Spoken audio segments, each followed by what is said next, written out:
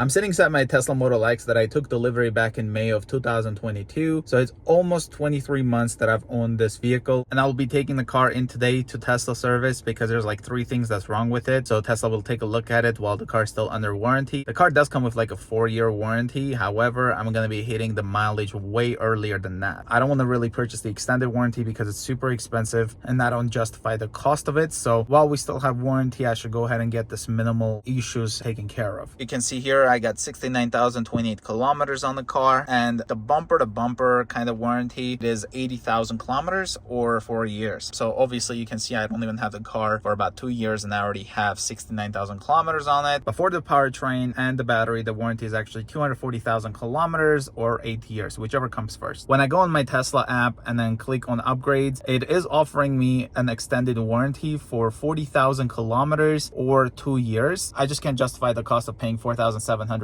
plus tax, because that's like $5,000 for a 40,000 kilometer warranty. And if something happens during that time, I think it could be still cheaper to pay to fix something than it is to get this warranty. So the first issue I have is actually very dangerous in a way, because what happens is when I'm driving and I turn on the defrost and it's like extremely cold outside, the windows of the car starts fogging up, but they also start freezing. And the defroster is only doing a good job of taking care of the windshield. But when it comes to the driver's window, as well as all of the passenger windows, it freezes up because of the fog is not taken care of on time when I turn on the defrost, especially to the rear windows. Like those ones, they just don't even go away when even I turn on like the rear heats for the rear passengers. So you can't just wipe it off because all of that fog just freezes up on the window. It might have to do with the fact that we've got this invisible vents. Most cars, they've got like a vent over here for like taking care of the windows. For the rear window, no issue at all. I just turn this on and then that's everything. It just takes care of it. But even when I go defog mode right here and then I go to the defrosting mode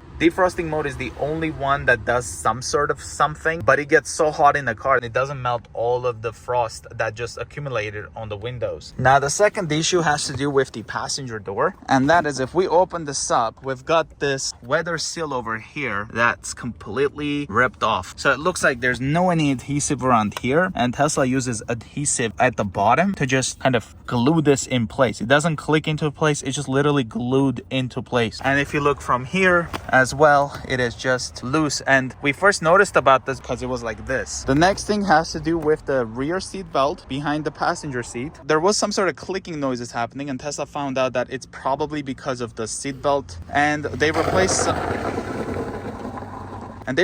something around here. But we also start noticing that the seat belt is kind of tearing. I don't know if you guys can see it on the camera, but this is what's happening to that seat belt. After whatever repair they did here, I don't remember exact, but if I pull this out, the seat belt is wearing down, and it is definitely after we took it in for that service. And yes, I still hear all the clicking noises. None of those are away. It feels like what Tesla did, they just put some sort of oil or whatever around like these weather seals. The noise did go away a little bit, but now we've got all of this stuff. Like you can see here, they put some grease, or I don't know what they did, but now all of the dirt and stuff is actually collecting on the weather seal itself because of whatever they put around here. All of the dirt is collecting on it and it's very difficult to wipe. Look at this grease that they put. So that was supposed to fix the squeaking. It still came back after I guess all the weather seals got dirty, so it was a temporary fix. So I'm not even gonna take it in anymore for that because I don't want them to take apart the car. So let's get back in the car because it is a bit cold. My appointment is at 11:30. It is right now 8:55 a.m. I did ask for a loaner and they do have a loaner available for me. Drop the car to the service center. They're gonna take a look at it. Hopefully it'll be ready today. And this is the loaner I just got. So let's get in the car and get going. There's a crack on the windshield. Always document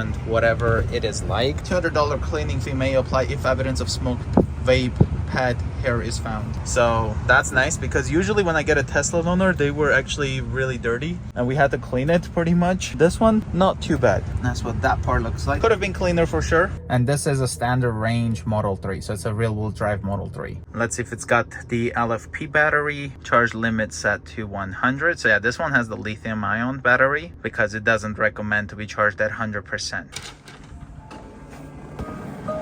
So I dropped the car off at around 9:20 a.m. and at around 1 p.m. I got a notification that the service has been completed. Right now it's 1:57 p.m. and we are going to take a look at the service summary, and then we're going to drive to Tesla to pick up the car. Here's the service summary. So as you guys can see, everything is $0 because it is covered under warranty. Everything says resolved. If we click on the interior trim, it will open up this Ramadide aesthetic gap seal. Not sure what they did. I don't think they replaced it. They probably glued it or something like that. The next one here is for the interior. Replace seatbelt retractor, right hand side, second row. For the heating and AC, this is where it's kind of sad. Normal characteristics of Model X. Recommended customer to use auto setting and not manual. I do use my climate control mainly on auto, and I set the temperature and I use the defogger as well as the defrost, just like this. If it was to get a bit better, I might even have to do this. So instead of having the vents to be like this, I kind of spread them like this and then get them to blow towards the side windows. But I have to do that on like a really loud noise, so I have to put the fan on high. But being told that this is a characteristics of a Model X is not a good answer in a way, because it's also a safety hazard. At one point in the highway, we couldn't even see. We had to pull over and try to scratch the frost away. I know how to use defroster. It end up checking the tire pressure and things like that, but I'm not sure what this is here. CID full, it says resolved, and it says clear CID. So I'm not sure what this is, but that's also what they ended up doing. Thankfully, they did end up fixing two of the issues. So let's take this loaner car back and then bring the Model X home. Park right next to the Model X. So I'm gonna go ahead and give them this key card, and then I'll be picking my car up, because I just remembered, like, when it's not a off hours pickup,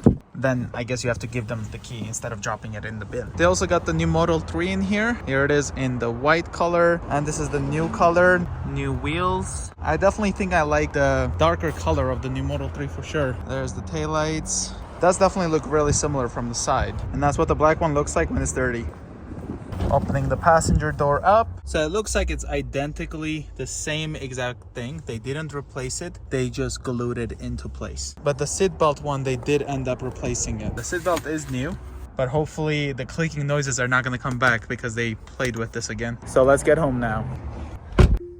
Just arrived home, and let's take a look at the passenger door much closely and then see how it was fixed. See this part here, it is loose, but it looks like from here on it has been really glued in, so it's definitely not coming off. The driver's side is not that strong. Like, as you can see, it is actually really loose. So I guess I should have told them to do this one as well, but you can see this is not as strong as the repaired one.